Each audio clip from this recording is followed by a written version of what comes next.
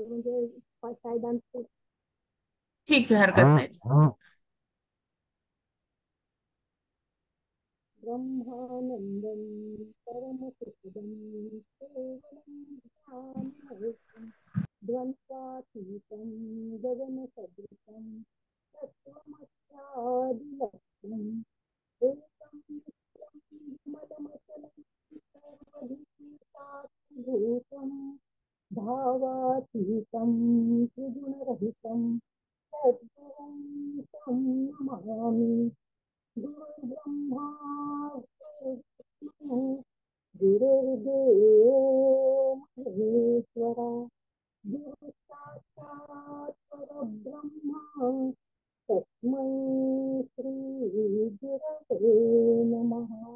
गुरवे नमः। नमो योगीश्वरविरागी तत्त्वज्ञानी संत ते सत्कविवर परात्पर गुरु ज्ञानदेव भगवंत मरणतयाचे होता काचे हर्ष नमावे म्हणून वाटते पुन्हा पुन्हा ते पावन चरण नमावे अनन्य भावे शरण भावे अहंकार सांडोनी जनता कावी तयावरी काया पुरवंदिनी आणि पहावे नितांत सुंदर तेजोमय ते रूप सहजता धने नित्य रंजनी भावे मग सद्रूप ज्ञानी झाला निसा झाला वरद हस्तम आवाजच नाही येऊन राहिला.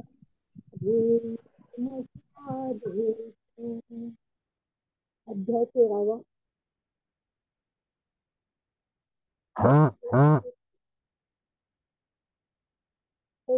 जे जे जलते ते सबळाहून तीर्थरूपे थोडा माईक जवळ घेताल का ताई? आवाज थोडा कमी येतोय. हा,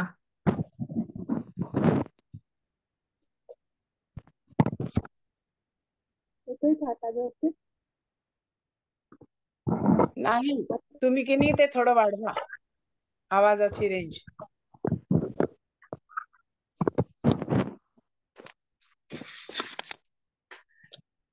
कौतुके जे जे जल्पे ते सबळाहुनी तीख रूपे विषाहुनी संकल्पे मारुके जे. येते का ते आवाज? हो हो, येतोय, आता छान येतोय. त्यांचे सहज बोलणे तीक्ष्ण हत्याराप्रमाणे मनाला बोचते. त्यांचे संकल्प विषाप्रमाणे घातक असतात. तया ते बहु अज्ञान तोची अज्ञानाचे निधान हिंसेसी आयतन जयाचे जिणे. त्याचे जगणे केवळ हिंसामय असते. त्याच्याजवळ इतके अज्ञान असते की तो अज्ञानाचे भांडार आहे असे समज.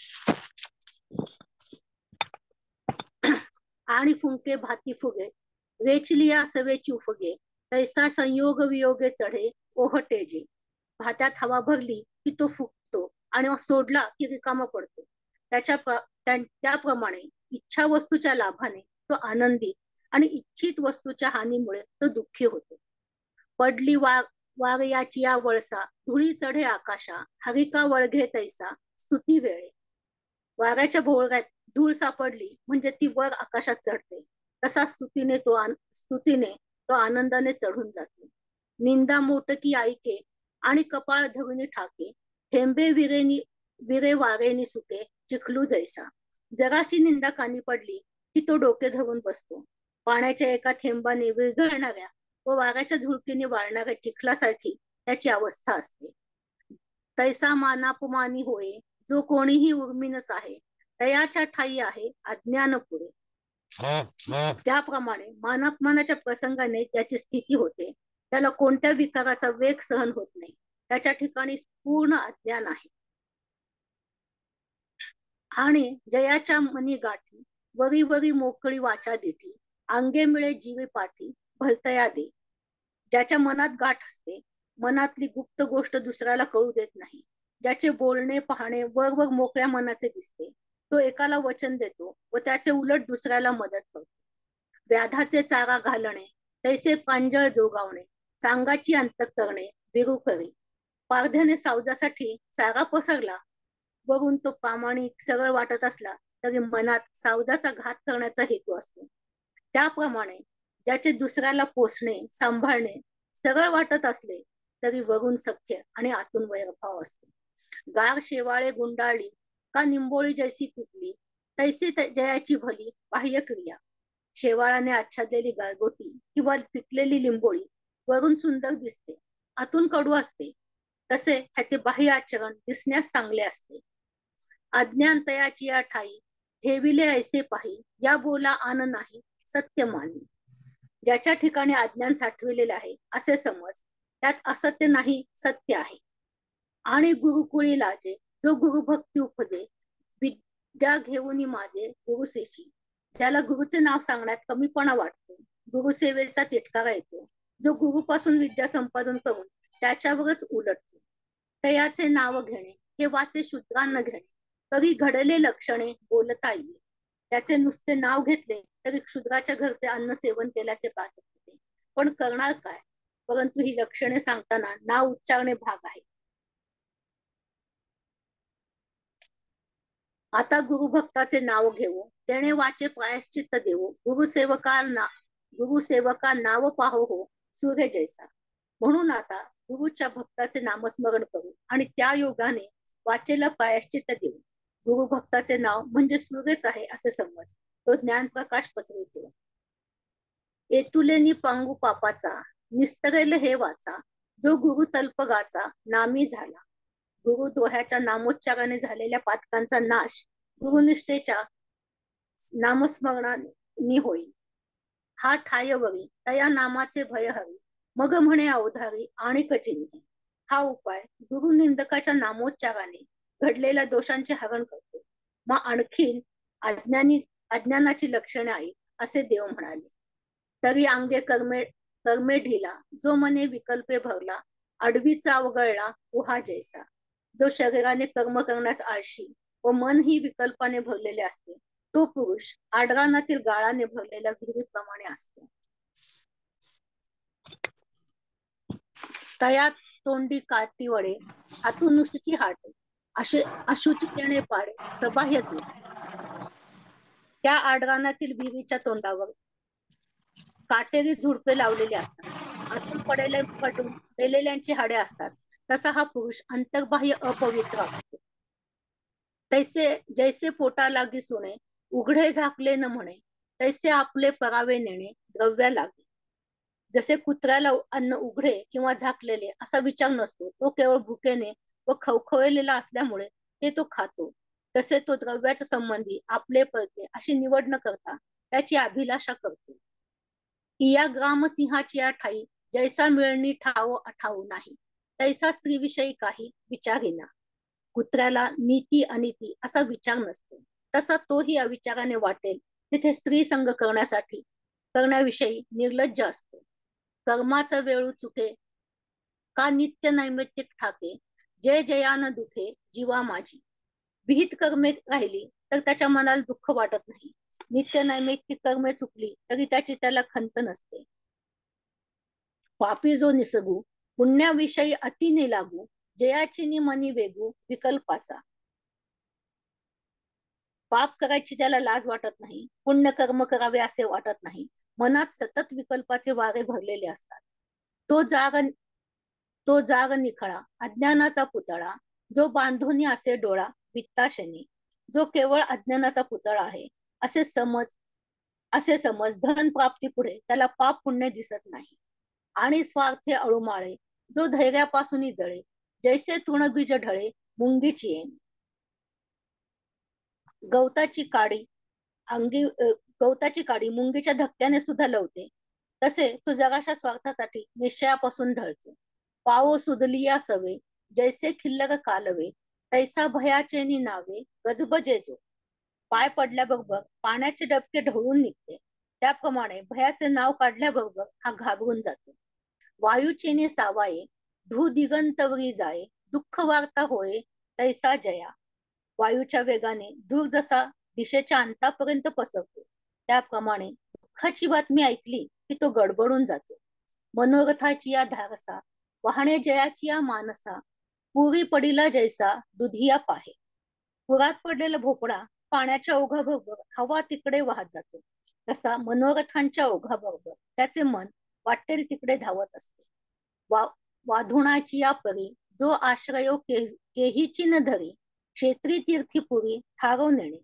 वावटळ कोठे स्थिर राहण्याचे जाणत नाही, तसा तो क्षेत्रात, तीर्थक्षेत्री, शहराच्या ठिकाणी कोठेही कायम राहत नाही. का मातलिया सरडा, पुढती झेंडा, हिंडण वारा कोरडा, तैसा जया. माजलेला सरडा जसा झाडावरून खाली पुन्हा झाडावर अशा फेऱ्या मारतो, तसे त्याचे भटकणे निरुद्देशच असते. जैसा रोविल्या विणा, रांजणू थारा नवणे, तैसा पडे तै राहणे, एरवी हिंडे.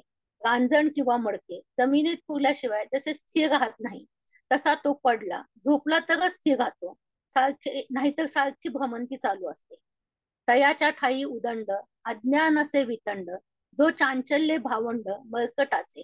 जो चंचलपणाने माकडासारखा असतो, त्याच्या ठिकाणी पूर्णपणे अज्ञान असते. आणि पैगा धनुर्धरा, जयाची या अंतरा, नाही ओढा वारा संयमाचा. आणि अर्जुना, त्याच्या ठिकाणी मनोनिग्रहाचे बंधन नसते. लेंडिये आला लोंडा, न मनी वाळुवेचा वरंडा, तैसा निषेधाची या तोंडा, विहे नाजे. ओहळाला पूर आला म्हणजे तो लोंढा वाळूच्या बांधाला जुमानीत नाही, तसा त्याला विधी निषेधाची पर्वा नसते, भीती नसते. व्रता ते आडमोडी, धर्मा ते पाय ओलांडी, नियमाची आस तोडी, जयाची क्रिया. जो आपल्या आचाराने व्रताला खंडित करतो, स्वधर्माला लाथेने झुगारतो, यम नियम बाजूला ठेवून कर्म करतो. नाही पापाचा कंटाळा, नेदी पुण्यासी जिव्हाळा, लाजेचा पेंडवाळा खाणो निघाली. ज्याला पापाचा कंटाळा येत नाही, पुण्याचा लळा नसतो, लाजेची मर्यादा समूळ खडून काढतो, पुळेसी जो पाठमोरा, वेदाज्ञेसी दुरा, कृत्याकृत्य व्यापारा निवाडून येणे. जो कुलाचार मानत नाही, वेदाज्ञा पाळत नाही, चांगले वाईट कर्माचा निर्णय करता येत नाही. वसो तैसा मोकाटू, वारा जैसा अफाटू, फुटला तैसा पाटू निरंजनी.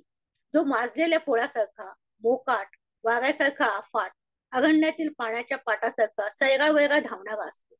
आंधळे हाती व मातले, डोंगरी जैसी पेटले, तैसे विषयी सुटले चित्त त्याचे, चित्त जयाचे.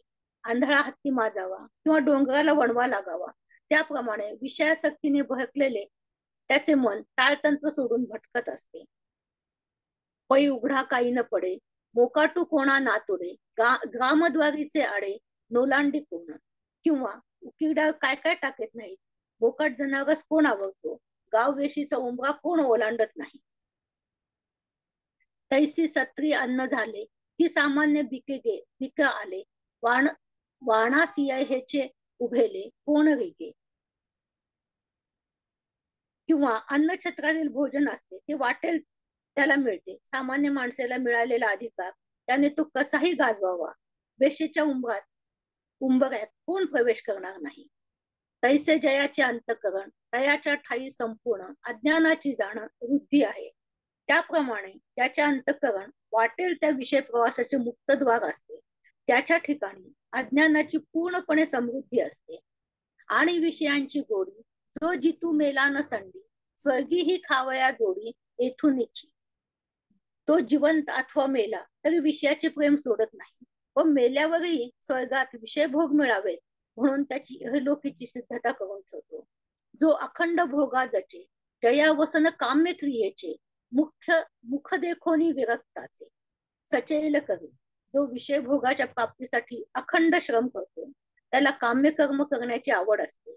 विरक्त पुरुषाचे दर्शन झाले असता विटाळ मानून सचेल स्नान करतो. विषयो शिणोनी जाये, परी न शिणे सावधू नोहे, पुहिला हाती खाये ओढी जैसा. कोड झालेल्या माणसाला कुजलेल्या स्वतःच्या हाताने खाण्याची खंत वाटत नाही, तसे विषय याला कंटाळे तरी हा विषय भोगाचा कंटाळा येत नाही. खरी टेको नेगी उडे, लातोनी फोडी नाकाडे, तरीही जेवी न काढे, मागवता खरं. ज्याप्रमाणे गाढवाला गाढवी आपल्या अंगाला स्पर्श करू देत नाही, गाढव तिच्या जवळ आले तरी उलट लाथा मागून नाकाड फोडते, तरी पण गाढव मागे हटत नाही. तैसा तो विषया लागी उडी घाली जळतीये, व्यसनाची अंगी लेणी मिरवे. त्याप्रमाणे विषय प्राप्तीसाठी तो जळत्या आगीत उडी घेतो, त्यातच त्याला मोठेपणा वाटतो. फुटोनी पडे तव मृग वाढवी हाव, परी न म्हणे ते माव रोहिणीची. हरिण पाण्याच्या उडीने छाती फुटून जाईपर्यंत धावत सुटतो, परंतु हे जळ नसून मृगजळाची भ्रांती आहे असे त्याच्या लक्षात येत नाही. तैसा जन्मोनी मृत्यूवरी विषयी त्रासिता भोवती परी, तरी त्रासू नेघे धरी अधिक प्रेमी. त्याप्रमाणे जन्मापासून मरेपर्यंत विषय विचाराने त्याला पिडले तरी तो विषयांचा कंटाळा न करता विषयावर प्रेमच करतो. पहलिया बाळ देशे आई बाबा हेची पिसे, मग सरे ते सरे मग श्री मासे उलोनी ठाके. बालपणात त्याला आई वडिलांचे वेड असते, तारुण्यात स्त्री लंपट होऊन राहते, मग स्त्री भोगिता थाओ वृद्धाप्य लागो येवो, तेव्हा तोची प्रेम भाव बाळकासी आणि. बालपणात त्याला आई वडिलांचे वेड असते, तारुण्यात स्त्री लंपट होऊन राहते, स्त्रीचा उपभोग घेत असताना वृद्ध दशा प्राप्त झाली की मग मुलाबाळावर प्रेम करू लागतो. आंधळे व्याले जैसे तैसा बाळे परी बसे, परी जीव मरे तो न त्रासे विषयासी. एखाद्या आंधळ्या मुलास जन्म दिला म्हणजे त्याची आई त्या तान्ह्याला क्षणभरही विसरत नाही, तसा तो मुलाबाळात काळ घालवतो व त्यातच मरतो, परंतु त्याला विषयाचा कंटाळा येत नाही. जाणतयाच्या ठाई अज्ञानासी पारू नाही, आता आणखी काही चिन्हे सांगतो. त्याच्या ठिकाणी अज्ञानाला सीमा नाही असे समज. आता अज्ञानाची आणखी लक्षणं सांगतो. तरी देह हेची आत्मा असे या जो मनोधर्मा वळघोनिया कर्मा आरंभ करी. देह हा आत्मा आहे अशा समजुतीने तो कर्म करण्यास सुरुवात करतो आणि उणे का पुरे जे जे काही आचरे तयाचैनी आविष्करे कुंथो लागे. आणि त्याच्या हातून पूर्ण कर्म घडले तर गर्वाने फुटतो, अपूर्ण कर्माने खंत करतो. डोईने ठेविलीनी भोगे देवलविसे जेवी पुंजे, तैसा विद्या वयसा माझे उताणा चाले. देवीचा देव्हारा डोक्यावर ठेवल्यावर देवर्षी जसा घुमू लागतो त्याप्रमाणे विद्येने तारुण्याने मस्त होऊन तो छाती काढून चालतो. म्हणे मीची एको आथी माझ्याची घरी संपत्ती, माझी आचरती रीती कोणा आहे. तो म्हणतो जगात मी एकटा श्रीमंत आहे, माझ्या घरी सर्व प्रकारची संपत्ती आहे, माझ्यासारखे आचरण दुसऱ्या कोणाचे आहे का. नाही माझे नि पाडे वाढू, मी सर्वज्ञ एकची उडू, ऐसा गर्व तुष्टी गंडू घेऊन ठाके. माझ्यासारखा मोठा कोणी नाही, प्रसिद्ध विद्वान मीच आहे अशा गर्वाने ठाठ राहतो. व्याधी लागली या माणूसा नये भोग दाऊ जैसा, निकेनस आहे तो तैसा पुढीलांचे. रोग झालेल्या माणसाला विषय दाखविले तर तो तळमळतो, त्याला ते सोसत नाही, तसे त्याला दुसऱ्यांचे चांगले झालेले पाहत नाही. पै गुण ते तुला खाय, स्नेह की जडी तू जाये, जेथ ठेवी जे तेथ होये मसी ऐसे. एखादा दिवा वात खातो, तेल जाळून टाकतो, जिथे तो ठेवावा तिथे काजळीने काळी कुट्ट करून टाकतो.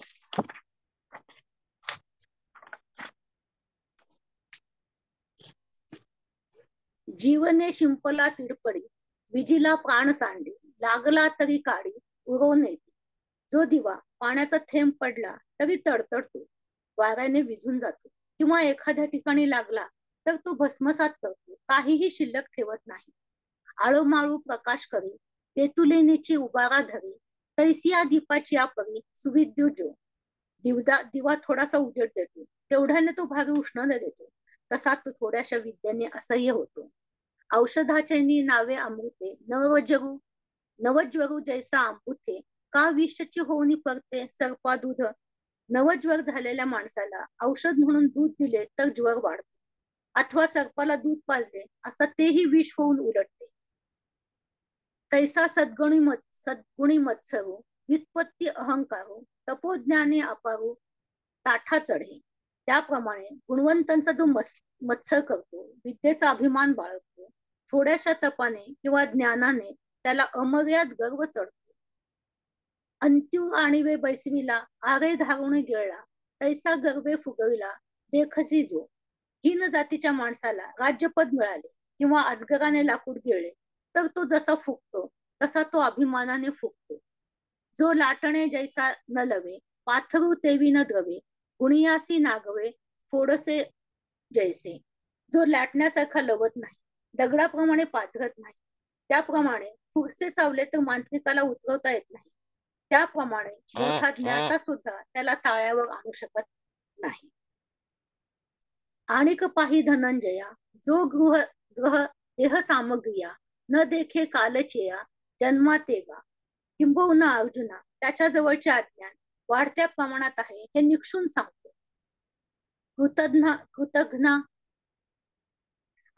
कृतज्ञ उपकारू केला का चोरा व्यवहारू दुधला विसगू स्थविला विसरे जैसा. अर्जुना आणखी जो आपले घरदार शरीर संपत्ती किंवा जन्म याविषयी जराही विचार करत नाही, कृतज्ञ माणसावर केलेला उपकार, चोराच्या हाती दिलेले भांडवल आणि कोडग्या पुरुषांची केलेली स्थिती हे जसे तात्काळ विरतात. ओढाळीता लाविले ते तैसेची कानकुस ओले की पुढती ओढाळू आले सुणे जैसे. ओढाळपणाने घरात शिरणाऱ्या कुत्र्याचे कान शेपटी कापून शिक्षा करून घराबाहेर हाकले तरी ते पुन्हा ओल्या जखमांसह घरात शिरते. बेडूक सापाची या तोंडी जात असे सबुडबुडी तो माक्षिका यांच्या कोडी स्मरेना काही. बेडूक सापाच्या तोंडात गिळला जात असताना माशांना पकडण्यासाठी जीभ बाहेर काढत असतो. आपण मरतो ही आठवणही त्याला नसते. तैसी नवही द्वारे स्त्रवती अंगी देहाची लुती जिती जेणे झाली ते चित्ती सलेना जया. त्याप्रमाणे शरीराची नाक तोंडे वगैरे 9 द्वारे मळाने पाझरत असताना पुष्ट झालेले सडके शरीर झिजत असताना ही स्थिती कशाने आली याची त्याला खंत वाटत नाही. मातृको दर कुहरी पचून विष्टेच्या दाथरी जठरी 9 मासावरी उकडला जो. मातेच्या गर्भाशयात विष्टेच्या थरात जो 9 महिनेपर्यंत उकडला जातो ते गर्भीची व्यथा का जे झाले उपजता ते काहीची सवयता नाठवी जो. ती गर्भात असताना झालेली पीडा किंवा जन्माच्या वेळा झालेले कष्ट त्याला आठवत नाही. मलमूत्र पंक्ती लोळते बाळ अंकी ते देखोनी जो न थुंकी त्रासूने घे. विष्ठा व मूत्र यांच्या चिखलात लोळणारी मुले मांडीवर पाहून त्याला किळस कंटाळा येत नाही. कालची ना जन्म गेले पोहेची पुढती आले हे ऐसे काही वाटले नाही जया. मागचा जन्म नुकता संपला लगेच पुन्हा उद्या दुसरा जन्म मिळणार याचा तो विचार करत नाही. आणि पैतयाची परी जीविताची फरारी देखोनी जो न करी मृत्यू चिंता. आयुष्याच्या भरभराटी जो मरणाला आठवत नाही, मृत्यूची त्याला काळजी वाटत नाही. जिणे याची विश्वासे मृत्यू एक अथ असे एथ असे हे जयाची मानसे माने जिना. जगण्याचा इतका विश्वास आहे की मृत्यू आहे हे त्याच्या मनाला पटत नाही. अल्पोदकीचा मासा हे नाटे ऐसिया आशा न वचेची का जैसा अगाध डोहा. डबक्यातला मासा डबके कधी आटणार नाही अशा आशेने डोहात खोल जात नाही का. गोरियाच्या भुली मृग व्याधा दिठीनं आली गळू न पाहता गिळली उंडी मीने. पारध्याच्या गाण्याला भुलून हरिणाची नजर पारध्याकडे जाते किंवा गळण लक्षात घेता मासा आमिष गिळतो. दीपाचिया झगमगा जाळील हे पतंगा नेणेवेची पैगा जयापरी. किंवा दिव्याच्या झगमगाकडे पाहून हा आपल्याला जाळेल ही जाणीव पतंगाला नसते. काही थांबू का अजून थोडं वाचू? थांबा ते चालेल. पसायदान घेऊ. हो.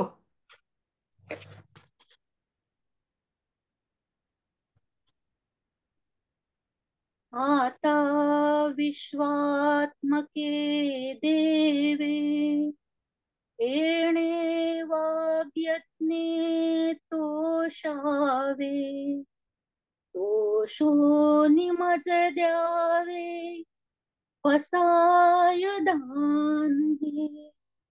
जे खळांची व्यंकटी सांडो तया सत्कर्मे रती वाढो भूता परस्परे पडो मैत्र जीवांचे दुरितांचे तिमिर जाओ विश्व स्वधर्म सुरे पाहू जो जे वांछील तो ते लावो प्राणी जात वर्षत सकळ मंगळी ईश्वर निष्ठांची मांदियाळी अनवर्त भूमंडळी भेट तू तया भूता चला कल्पतरूंचे आरव चेतना चिंतामणींचे गाव बोलते जे अर्णव पियुषांचे चंद्रमे जे अलांछन मार्तंड जे तापहीन ते सर्वाही सदा सज्जन सोय रे होतु किंबहुना सर्व सुखे पूर्ण होऊन तिन्ही लोकी भजिजो आदि पुरुषी अखंडित आणि ग्रंथोपजीवी विशेषी लोकी दृष्टादृष्ट विजय ओवेजी एथ म्हणे श्री विश्वेश्वराव हा होईल दान पसाव येणे वरे ज्ञान देव सुखिया झाला सुखिया झाला सुखिया झाला भरोनी सद्भावांची अंजुळी मी विया फुले मोकळी अर्पिली अंध्री उगुली ईश्वरूपाच्या भरोनी सद्भावांची अंजुली मी विया फुले मोकळी अर्पिली अंधी युगुली विश्वरूपाच्या भरोनी सद्भावांची अंजुली मी विया फुले मोकळी अर्पिली अंधी युगुली विश्वरूपाच्या तथास्तु श्री कृष्णार्पणमस्तु हरि ओम.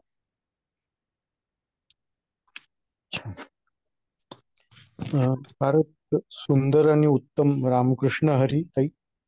फारच सुंदर आपलं छान छान आणि सुंदर वाचन आज झालं. आपण फार सुंदर प्रकारे हे सांगितलं की म्हणजे परमेश्वराच्या चरणी काय व्हायची आहे तर भावांची फुलं व्हायची आहेत. त्या विश्वरूपी ईश्वरापुढे भावांची फुलं आपण जेव्हा अर्पतो म्हणजे ईश्वराला काय हवं तर मानस पूजा हवी. मनाने त्याची पूजा करणं आणि सदोदिती करत राहणं ही खूपच गरजेची गोष्ट असते. आता आज आपण जे पाहिलं पहा की काल किंवा आज मध्ये माऊली आपल्याला फार म्हणजे मला ताई असं म्हणाले की कालचं आणि आजचं पण तुम्ही विवरण करा. माझ्या मनात फक्त एकच विचार येऊन गेला की माऊली म्हणजे सूर्य आहेत आणि सूर्याला जसं आपण दिव्याच्या उजेडात पाहत नाही तसा मी छोटासा दिवा आहे. तुम्ही उलट करायला सांगताय मला म्हणजे दिव्याच्या उजेडात माऊलींना पाहत म्हणजे सूर्याला पाहत आहे. म्हणजे हे हास्यास्पद होतं माझ्या दृष्टीने. म्हणजे मला सांगण्याचा उद्देश काय की माऊली ह्या स्वयंसिद्ध आहेत माऊलींना समजून घ्यायचे असतील, माऊलींचे शब्द समजून घ्यायचे असतील तर काय हवं? फक्त मनाची कवाडं उघडली पाहिजेत. म्हणजे जसं बंद खोलीत दिव्याचं महत्व आहे, मला मान्य आहे, कारण खिडक्या बंद आहेत. पण सूर्याचा उजेड जर का खोलीत यायचा असेल तर खिडक्या उघडायला पाहिजेत, दारं उघडली पाहिजेत. खिडकीन दारं उघडली की सूर्य उगवलेलाच आहे, सूर्य कधीच मावळत नाही. ज्ञानाचा सूर्य घरात येणारच आहे. तशाच पद्धतीने ज्ञानेश्वरी समजून घ्यायची असेल तर अपेक्षा काय आहेत? दोनच. एक, मनाची कवाडं उघडा, म्हणजे तो लखलखीत प्रकाश आत बाहेर पडेल. आणि दुसरं, त्याच्यावर अत्यंत श्रद्धा ठेवा. म्हणजे भगवंत गीतेमध्ये सुद्धा असं म्हणतात की श्रद्धावान लभते ज्ञानम. म्हणजे काय? ज्ञान कुणाला मिळेल? ज्याची श्रद्धा आहे त्याला. बरोबर. म्हणजे ज्ञान मिळवण्यासाठी सर्वात महत्वाचा घटक तो कोणता? तर श्रद्धा आहे. बरोबर. तर ती जेव्हा आपण त्याच्यावर, माऊलींवर विश्वास ठेवू, माऊली हा सूर्य हे समजू, तेव्हा आपल्याला ज्ञानेश्वरी समजते. आता पहा की आपण परवा हे पाहिलं की जरा मृत्यू यांचं ज्ञान ज्या व्यक्तीला आहे त्याच्या पुढे जाऊन माऊली असं सांगतात की प्रेम किती एकनिष्ठता आहे त्या ज्ञानाची त्या ईश्वरावर. तर जशी पतिव्रतेची पतीविषयी एकनिष्ठा असेल तशीच एकनिष्ठा त्या ज्ञानी व्यक्तीची त्या ज्ञानाविषयी किंवा परमात्म्याविषयी असेल. त्याच्याही पुढे जाऊन माऊली असं सांगतात की श्रेष्ठतम ज्ञान कुठलं आहे? म्हणजे ज्ञान कशाला म्हणायचं? जे आत्मज्ञान आहे तेच ज्ञान आहे. बाकीचं सगळं विशिष्ट असं फक्त माहिती आहे. बरोबर. बाकीचं अज्ञानच आहे. बरोबर. म्हणजे सांगताना ज्ञानाचे दोन प्रकार सांगितले, एक पराज्ञान आणि एक अपराज्ञान. पराज्ञान म्हणजे काय? आत्मविद्या समजणं आणि ब्रह्माचं ज्ञान होणं ही पराविद्या आहे. बाकी जी काही विद्या आहे, म्हणजे त्याच्यामध्ये 4 वेद असतील, 6 वेदांत म्हणजे वेदांताचे उपप्रकार असतील, म्हणजे कल्प, व्याकरण सगळे, किंवा बाकीची इवन उपनिषद असतील, काहीही असेल, हे सगळं ज्ञान हे अज्ञानच आहे एका प्रकारे. ज्ञान एकच आहे, ते म्हणजे त्या ब्रह्मस्वरूपाला जाणणं. बाकी दुसरं ज्ञान असूच शकत नाही या जगात. बरोबर. तर हे ज्याला हे समजलं पाहिजे. मग आता हे सांगताना निवृत्त गुरु माऊली काय म्हणतात? अरे ज्ञानेश्वरा, फार सुंदर वर्णन केलंस तू. आता आता जरा ज्ञानाची भगवंतांनी जी लक्षणं सांगितली ती सांग आणि परत गीतेवर ये. मग तशा पद्धतीने गीतेवर परत माऊली आलेले आहेत. पण ज्ञान सांगण्याआधी किंवा ज्ञानाची लक्षणं तर सांगितलीत, पण ज्ञानाबरोबर सांगताना आधी अज्ञान म्हणजे काय हे समजून दिलंय. म्हणजे मला दासबोध लिहिण्याचा एक म्हणजे एक समर्थांची एक शैली आहे पहा. म्हणजे जे काय नाहीये हे आधी सांगायचं, ते कसं नाहीये हे आधी सांगायचं, आणि मग सांगून झाल्यावर ते काय आहे हे सांगायचं. ही दासबोधातली शैली आहे पहा. म्हणजे दासबोध वाचणाऱ्याला हे कळतं की नेहमी म्हणजे प्रत्येक समासामध्ये रामदास स्वामी आपल्याला, समर्थ रामदास आपल्याला असंच सांगतात. काय नाहीये ते आधी सांगतात, कसं चुकीचं आहे हे सांगतात, आणि मग कसं चांगलं हे सांगतात. बरोबर. त्याच पद्धतीने माऊलींनी सुद्धा अज्ञानाचं वर्णन करताना किती विविध लक्षणं दिलेली आहेत. म्हणजे प्रत्येक स्वयंसिद्धच लक्षणं आहेत, म्हणजे स्वयंसिद्धच वाक्य आहेत. म्हणजे असलं कुठलीही एकही ओळी अशी नाही की जी स्वयंसिद्ध नाही. म्हणजे स्वयंसिद्ध म्हणजे काय? ती स्वतःहून समजण्यासारखी आहे. म्हणजे त्याच्यात काही वेगळं सांगण्यासारखं काही नाही. विषयात बुडलेला असा जो अज्ञानी जीव आहे, ज्याला अर्थसत्ता हेच वाटतं, किंवा जो दुतोंडी वागतो, बरोबर, असा जो काही स्वरूपाचं अज्ञान आहे, हे असं जे काही व्यक्तित्व आहे, हे व्यक्तित्व म्हणजे काय आहे? अज्ञान आहे, बाकी काही नाही. बरोबर. आणि अज्ञानी माणसाला ज्ञानाचा फार गर्व असतो पहा. म्हणजे हा एक फार मोठं विशिष्ट लक्षण असतं. बरोबर. म्हणजे तर तसं म्हणजे त्याच्याविषयी आम्ही अभ्यास दुसऱ्या गटावर करताना अमानित्व असा एक शब्द आहे. म्हणजे अमानित्व, अदंभित्व, बरोबर, अशी जी काही लक्षणं सांगितली आहेत शिष्याच्या ठिकाणी असली पाहिजेत ती. तर तशा प्रकारचं अहंकारापासून शून्य, बरं, असं व्यक्तित्व जेव्हा घडू लागेल त्यावेळेलाच आपल्या ज्ञानाच्या दृष्टीने पहिलं पाऊल पडेल असं मला नेहमी वाटतं. म्हणजे काय, अहंकार बाजूला राहील आणि मला काहीच माहित नाही ह्याची जेव्हा जाणीव होते, तेव्हा ज्ञानाच्या दरवाज्यात आपण पोचलो, बरोबर, किंवा ज्ञानाच्या गावाच्या वेशीला पोचलो असं समजावं, बरोबर. म्हणजे आपल्याला काही समजत नाही अशा भावाने हात जोडून समीत पाणी होऊन, म्हणजे काय, तर हात जोडून नम्र भावाने अत्यंत दिनवाने होऊन त्या गुरुच्या चरणी जायचं, तरच ज्ञान मिळेल. बरं, ज्ञान मिळेल म्हणजे काय होईल, आत्मज्ञान होईल. म्हणून तो अहंकार, तो अज्ञान, ते दंभित्व, हे सर्व काही सोडून गुरूंना शरण जाणं, माऊलींना शरण जाणं गरजेचं आहे. मी माझे एवढे 2 शब्द इथे थांबवतो. रामकृष्ण हरी. ताई, आपलं वाचन खूप सुंदर झालं. छान छान वाटलं. धन्यवाद दादा. आभार. रामकृष्ण.